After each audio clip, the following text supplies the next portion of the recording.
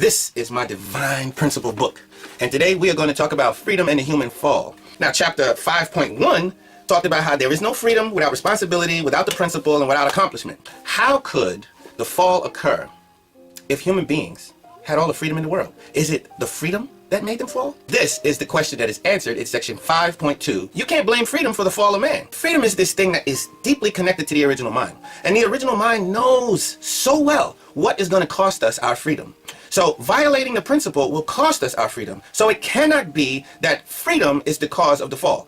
We tend to think like that because the biggest thing pushing us in the minds of fallen people is physical desire. And we understand our desire from a very materialistic point of view. We understand what it's like as material beings, blind to the spirit realm. We understand what it's like to be driven. 100% of our consciousness is driven, it seems, by materialism. So we think about freedom in a material sense. But the original mind knows deeply the spiritual reality and the principle and all the principles of God's plan. So the freedom that the original mind yearns for guides us away from any violations of the principle that will cost us our freedom. It is actually the ignorance of Adam and Eve and the lack of faith in the principle and the lack of faith in God's commandment that caused the fall.